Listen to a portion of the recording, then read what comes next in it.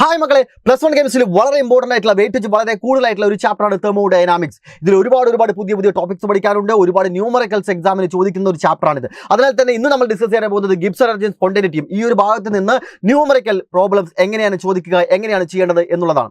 Okay, ആദ്യം നിങ്ങൾ മനസ്സിലാക്കേണ്ടത് ഗിബ്സ് എനർജി എന്താണ്. ഗിബ്സ് എനർജി എന്നുള്ള ഡെഫിനിഷൻ മറ്റു കാര്യങ്ങളെല്ലാം ഞാൻ ഇവിടെ കൊടുത്തിട്ടുണ്ട്. നമുക്കെല്ലാം ഇതെല്ലാം അറിയാവുന്നതാണ്. ഞാൻ നേരെ ന്യൂമറിക്കൽസിലോട്ടാണ് കടക്കുന്നത്. അതിന് മുൻപ് ഇക്വേഷനും മറ്റു കാര്യങ്ങളും നിങ്ങൾ അറിഞ്ഞിരിക്കേണ്ടതുണ്ട്. It is a maximum amount of available energy that can be converted to useful വർക്കായിട്ട് കൺവേർട്ട് ചെയ്യാൻ പറ്റുന്ന മാക്സിമം എമൗണ്ട് ഓഫ് എനർജി, ഒരു സിസ്റ്റത്തിന്റെ മാക്സിമം എമൗണ്ട് ഓഫ് എനർജിയാണ് നമ്മളെന്ന് പറയുന്നത് ഗിബ്സ് എനർജി എന്ന് പറയുന്നത്. അതൊരു എക്സ്റ്റേണൽ പ്രോപ്പർട്ടി, എക്സ്റ്റൻസീവ് പ്രോപ്പർട്ടി ആണെന്നും സ്റ്റേറ്റ് ഫംഗ്ഷൻ ആണെന്നും എന്നുള്ള കാര്യമെല്ലാം നമുക്കറിയാം. അതിന്റെ unit kilo joule per mole ആണ്. ഇതൊക്കെ ഓരോരോ മാർക്കിനായിട്ട് ചോദിക്കുന്ന ചോദ്യങ്ങളാണ്. അതിനാൽ തന്നെ ഇതെല്ലാം ഒന്ന് അറിഞ്ഞിരിക്കുക. ദെൻ ഗിബ്സ് എനർജി വെച്ചുകൊണ്ട് ഒരു പ്രോബ്ലം വരുന്നത് ഈ ഇക്വേഷനുമായി ബന്ധപ്പെട്ടാണ്. അതായത് delta G is equal to delta H minus T delta S എന്ന് പറഞ്ഞു. ഇതിൽ ഡെൽറ്റ എച്ച് എന്ന് പറഞ്ഞാൽ എൻതാൽപ്പി ചേഞ്ച് ആണ്, ടി ടെമ്പറേച്ചർ ആണ്, ഡെൽറ്റ എസ് എന്ന് പറഞ്ഞാൽ എൻട്രോപ്പിയാണ്. എൻട്രോപ്പിയും ഗിബ്സ് എനർജിയും എങ്ങനെ ബന്ധപ്പെട്ടിരിക്കുന്നു എന്നൊരു ചോദ്യം വരാം. അതുപോലെ തന്നെ എൻട്രോപ്പിയും ഇവിടെ പറയുന്ന എൻതാൽപ്പിയും തമ്മിൽ ബന്ധപ്പെട്ടിരിക്കുന്നത് എങ്ങനെയാണ് എന്നൊക്കെ ചോദിക്കുകയാണെങ്കിൽ ഈ ഒരു ഇക്വേഷനാണ് നമ്മൾ കൊടുക്കേണ്ടത്. ഓക്കെ, ഇനി ഇത് സ്പോണ്ടേനിറ്റിയുമായി എങ്ങനെ ബന്ധപ്പെട്ടിരിക്കുന്നത്? എന്താണ് സ്പോണ്ടേനിയസ് നോൺ സ്പോണ്ടേനിയസ് റിയാക്ഷൻ എന്ന് പറഞ്ഞാൽ? ഒരു റിയാക്ഷൻ അല്ലെങ്കിൽ ഒരു പ്രോസസ്സ് തനിയെ നടക്കുകയാണെന്നുണ്ടെങ്കിൽ അതിനെ നമുക്ക് സ്പോണ്ടേനിയസ് പ്രോസസ്സ് എന്ന് പറയാം. ഒരു എക്സ്റ്റേണൽ ഏജൻസിയുടെ ഹെൽപ്പോടുകൂടെ മാത്രമേ നടക്കുള്ളൂ. ഒരു പ്രത്യേക കണ്ടീഷൻ ഉണ്ടെങ്കിൽ മാത്രമേ അത് നടക്കുള്ളൂ. അങ്ങനെയുള്ളതിനാണ് നമ്മൾ നോൺ സ്പോണ്ടേനിയസ് എന്ന് പറയുന്നത്. ഒരു കെമിക്കൽ റിയാക്ഷൻ സ്പോണ്ടേനിയസ് ആണോ നോൺ സ്പോണ്ടേനിയസ് ആണോ എന്ന് ഗിബ്സ് എനർജിയുടെ കേസിൽ എങ്ങനെയാണ് പറയുക? വളരെ ഈസിയാണ്. ഗിബ്സ് എനർജി നമ്മൾ കണ്ടുപിടിക്കുന്നു. ഡെൽറ്റ ജിയുടെ വാല്യൂ <0 ആണെങ്കിൽ, നെഗറ്റീവ് ആണ് അതിൻ്റെ വാല്യൂ എങ്കിൽ അത് ഉറപ്പായും സ്പോണ്ടേനിയസ് ആണ്. നിങ്ങളോട് ചോദിക്കുകയാണ് താഴെ തന്നിരിക്കുന്ന കെമിക്കൽ റിയാക്ഷൻ സ്പോണ്ടേനിയസ് ആണോ അല്ലയോ എന്ന് ചോദിച്ചാൽ ഉറപ്പായും നിങ്ങൾ കണ്ടുപിടിക്കുന്നത് ഡെൽറ്റ ജിയുടെ വാല്യൂ ആണ്. ഡെൽറ്റ ജിയുടെ വാല്യൂ കണ്ടുപിടിക്കാനുള്ള ഇക്വേഷൻ ഇവിടെ ഉണ്ട്. ഡെൽറ്റ എച്ചും ടിയും ഡെൽറ്റ എസും എല്ലാം തന്നിരിക്കും. ഡെൽറ്റ ജി കണ്ടുപിടിക്കുക. ഡെൽറ്റ ജിയുടെ വാല്യൂ <0 ആണെങ്കിൽ ഉറപ്പാണ് അത് സ്പോണ്ടേനിയസ് ആണ്. ഈക്വൽ ടു 0 ആണെങ്കിൽ ഇത് ഇക്വിലിബ്രിയമാണ്. ഡെൽറ്റ ജി >0 ആണെങ്കിൽ നോൺ സ്പോണ്ടേനിയസ് ആണ്. അപ്പോൾ സ്പോണ്ടേനിയസ് ആണോ നോൺ സ്പോണ്ടേനിയസ് വെച്ചാൽ ഉറപ്പിക്കുക. എന്താണ് കണ്ടുപിടിക്കുന്നത്? ഡെൽറ്റ ജിയുടെ വാല്യൂ. ഡെൽറ്റ ജി നെഗറ്റീവ് ആണെങ്കിൽ സ്പോണ്ടേനിയസ് ആണ്. ഓക്കെ, ഇതുമായി ബന്ധപ്പെട്ട് ഈ കഴിഞ്ഞിരിക്കുന്ന എക്സാമിന് വന്നിരിക്കുന്ന ഒരു ചോദ്യമാണ് ഞാൻ നിങ്ങളുടെ മുന്നിലായിട്ട് പ്രസന്റ് ചെയ്യാനായിട്ട് പോകുന്നത്. വേഗം നോക്കുക.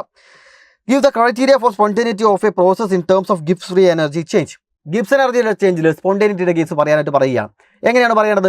ഡെൽറ്റ ജിയുടെ വാല്യൂ <0 ആണെന്നുണ്ടെങ്കിൽ, ഡെൽറ്റ ജിയുടെ വാല്യൂ നെഗറ്റീവ് ആണ് എന്നുണ്ടെങ്കിൽ ഉറപ്പിക്കാം അതെന്താണ് സ്പോണ്ടേനിയസ് പ്രോസസ് ആണെന്നുള്ളത്. For a spontaneous process delta G should be എന്തായിരിക്കണം? നെഗറ്റീവ് ആയിരിക്കണം. ഇനി അടുത്ത ചോദ്യം വളരെ ഇമ്പോർട്ടൻ്റ് ആയിട്ടുള്ളതാണ്. ഇതുപോലൊരു ചോദ്യങ്ങൾ ഒരുപാട് വർഷങ്ങളിൽ ആവർത്തിച്ചിട്ട് വന്നിട്ടുള്ളതാണ്. അതിനാൽ തന്നെ ഇത് വളരെ ഇമ്പോർട്ടൻ്റ് ആണ്. ശ്രദ്ധിച്ച് കേൾക്കുക. ഇനി വരാൻ പോകുന്ന എക്സാമുകൾക്കും നിങ്ങൾക്ക് ഉറപ്പായും കാണാൻ പോകുന്ന ഒരു ചോദ്യം തന്നെയാണ്. Find the temperature above which the following reaction become spontaneous. ഇവിടെ തന്നിരിക്കുന്ന കെമിക്കൽ റിയാക്ഷൻ ഏത് ടെമ്പറേച്ചറിന് മുകളിലാണ് സ്പോണ്ടേനിയസ് ആയിരിക്കുന്നത് എന്നാണ്. ഒരു പെർട്ടിക്കുലർ ടെമ്പറേച്ചർ വരെ അത് നോൺ സ്പോണ്ടേനിയസും, ഒരു ടെമ്പറേച്ചറിൽ അത് ഇക്വിലിബ്രിയം, അതിനുശേഷമുള്ള ടെമ്പറേച്ചറിൽ അത് സ്പോണ്ടേനിയസും ആയിരിക്കും. അത് ഏത് ടെമ്പറേച്ചറാണ് എന്നാണ് ചോദിച്ചിരിക്കുന്നത്. ഇക്വേഷൻ ഇതാണ്. MgO + C gives Mg + CO. എന്നീ കെമിക്കൽ റിയാക്ഷനിൽ ഡെൽറ്റ എച്ചിൻ്റെ വാല്യൂ തന്നിട്ടുണ്ട്, ഡെൽറ്റ എസിൻ്റെ വാല്യൂ തന്നിട്ടുണ്ട്, ഡെൽറ്റ ജി തന്നിട്ടില്ല. പക്ഷേ ഏത് ടെമ്പറേച്ചറിന് മുകളിലാണ് സ്പോണ്ടേനിയസ് ആണ് എല്ലാം എന്ന് കണ്ടുപിടിക്കാൻ വേണ്ടി നിങ്ങൾ ചെയ്യേണ്ട ഇക്വേഷൻ, അല്ലെങ്കിൽ നിങ്ങൾ പരിഗണിക്കേണ്ട അല്ലെങ്കിൽ കൺസിഡർ ചെയ്യേണ്ട ഇക്വേഷൻ എന്ന് പറയുന്നത് ഇത് തന്നെയാണ്. നമ്മൾ നേരത്തെ പഠിച്ചത് തന്നെയാണ്. Delta G is equal to delta H minus T delta S. ഇതിൽ ഏതൊക്കെ വാല്യൂ തന്നിരിക്കുന്നത്? ഡെൽറ്റ എച്ചിൻ്റെ വാല്യൂ തന്നിട്ടുണ്ട്, ഡെൽറ്റ എസിൻ്റെ വാല്യൂ തന്നിട്ടുണ്ട്. ഇനി ഡെൽറ്റ ജിയുടെ വാല്യൂ തന്നിട്ടില്ല. പക്ഷേ ടെമ്പറേച്ചർ കണ്ടുപിടിക്കാനും പറഞ്ഞിരിക്കുന്നു. ഇങ്ങനെയുള്ള കേസിൽ ഇങ്ങനെ വരുന്ന ചോദ്യങ്ങളെല്ലാം നിങ്ങൾ ചെയ്യേണ്ടത് ഡെൽറ്റ എച്ചിൻ്റെ വാല്യൂ ഡെൽറ്റ എസിൻ്റെ വാല്യൂ ക്വസ്റ്റിൽ തന്നിരിക്കും. സബ്സ്റ്റിറ്റ്യൂട്ട് ചെയ്യുക. ഡെൽറ്റ ജിയുടെ വാല്യൂ 0 എന്നിട്ട് കൊടുക്കുക. അപ്പോൾ നിങ്ങൾക്ക് ടെമ്പറേച്ചറിനൊരു വാല്യൂ കിട്ടും. ആ ടെമ്പറേച്ചറിന് മുകളിലാണെങ്കിൽ അത് സ്പോണ്ടേനിയസ് ആയിരിക്കും. ആ ടെമ്പറേച്ചറിൽ അത് ഇക്വിലിബ്രിയം ആയിരിക്കും. അതിനേക്കാൾ കുറഞ്ഞ ടെമ്പറേച്ചറിൽ അതെല്ലാം നോൺ സ്പോണ്ടേനിയസ് ആയിരിക്കും. ഈ പറഞ്ഞ കാര്യം ഓർത്ത് വെച്ചോളൂ. അപ്പോൾ ഡെൽറ്റ എച്ചിൻ്റെയും ഡെൽറ്റ എസിൻ്റെയും വാല്യൂ ഞാൻ എടുത്ത് എഴുതുന്നുണ്ട്. ക്വസ്റ്റിൽ തന്നിരിക്കുന്ന ഡെൽറ്റ എച്ചിൻ്റെ വാല്യൂ എത്രയാണ്? ഡെൽറ്റ എച്ച് എന്ന് പറഞ്ഞാൽ 490 കിലോ ജൂൾ പെർ മോളാണ്. ഡെൽറ്റ എസിൻ്റെ വാല്യൂ എടുത്തിടുന്നുണ്ട്.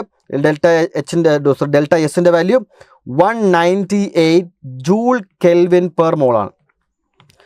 നോക്കുക, ഇവിടെ തന്നിരിക്കുന്നത് 198 ജൂൾ എന്ന് തന്നിരിക്കുന്നു, ഇവിടെ കിലോ ജൂൾ എന്ന് തന്നിരിക്കുന്നു. ഇങ്ങനെയുള്ള കേസുകളിൽ കിലോ ജൂൾ എന്ന് തന്നിരിക്കുന്ന കേസുകളിൽ പ്രോബ്ലം ചെയ്യുന്ന സന്ദർഭങ്ങളിൽ നിങ്ങൾ ശ്രദ്ധിക്കേണ്ടത് രണ്ടിൻ്റെയും യൂണിറ്റ് സെയിം ആയിരിക്കണം.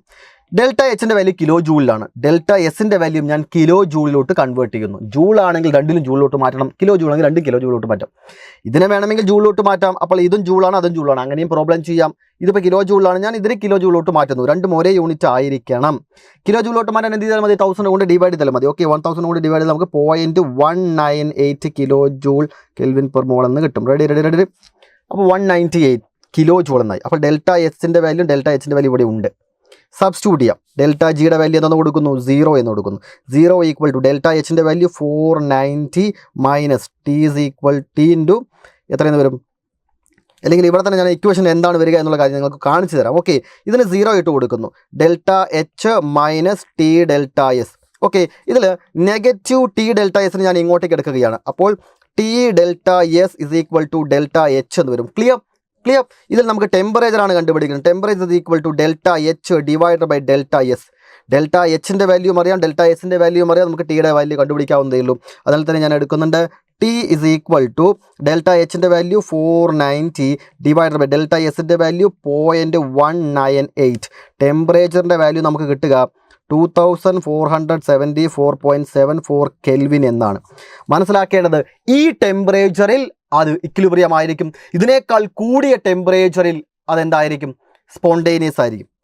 ഓക്കെ, അപ്പോൾ നമ്മൾ എഴുതുന്നു temperature above 2474.74 Kelvin, this reaction becomes spontaneous. Ready? ഈ ടെമ്പറേച്ചറിൽ ഇക്വിലിബ്രിയമാണ്. ഇതിനേക്കാൾ കൂടിയ ടെമ്പറേച്ചറിൽ അത് സ്പോണ്ടേനിയസ് ആയിരിക്കും, ഇതിനേക്കാൾ കുറഞ്ഞ ടെമ്പറേച്ചറിൽ അത് നോൺ സ്പോണ്ടേനിയസ് ആയിരിക്കും. ഇങ്ങനെയാണ് അത് കണ്ടുപിടിക്കേണ്ടത്. അപ്പോൾ ഇതുമായി ബന്ധപ്പെട്ട മുഴുവൻ കാര്യങ്ങളും നമുക്ക് വളരെ ഈസിയായിട്ട് മനസ്സിലായി വിചാരിക്കുന്നു. കൂടുതൽ കണ്ടന്റ് വീഡിയോസിനായിട്ടും ഇതിലുള്ള പ്രോബ്ലം വീഡിയോസിനായിട്ടും ഒരുപാട് ട്രിക്സിനും ടിപ്സുമായിട്ട് നമ്മുടെ ചാനൽ ഒന്ന് എപ്പോഴും ഫോളോ ചെയ്യുക. ഏത് വീഡിയോയിലും ഒന്ന് ക്ലിക്ക് ചെയ്ത് നോക്കുക. വളരെ ഇമ്പോർട്ടൻ്റ് ആയിട്ട് നിങ്ങൾക്ക് എക്സാമിന് ഫുൾ മാർക്ക് അടിക്കാനുള്ള മുഴുവൻ കാര്യങ്ങൾ ഞങ്ങൾക്ക് ഓരോ ദിവസങ്ങളിൽ നിങ്ങൾക്ക് തന്നുകൊണ്ടിരിക്കുന്നുണ്ട്. തുടർന്നുള്ള ലൈവ് ക്ലാസ്സുകൾ കൃത്യമായി കാണുക. അപ്പോൾ ഈ വീഡിയോ നിങ്ങൾക്ക് വളരെ യൂസ്ഫുൾ ആണെന്ന് തോന്നുകയാണെങ്കിൽ മാത്രം നിങ്ങളുടെ എല്ലാ ഫ്രണ്ട്സിനും ഒന്ന് ഷെയർ ചെയ്യുക. ഈ ക്ലാസ്സിനെ കുറിച്ചുള്ള അഭിപ്രായം തീർച്ചയായും താഴത്തെ കമന്റ് ബോക്സിൽ രേഖപ്പെടുത്തുക. അപ്പോൾ ഇന്നത്തെ ക്ലാസ്സിൽ പറഞ്ഞ കംപ്ലീറ്റ് കാര്യം നിങ്ങൾക്ക് വളരെ വ്യക്തമായിട്ട് മനസ്സിലായി വിചാരിക്കുന്നത്. എന്ത് ഡൗട്ട്സും ഞാൻ ഷെയർ ചെയ്യും. വീണ്ടും അടുത്ത ക്ലാസ്സിൽ ടോപ്പിക്ക് വരാം. Thank you.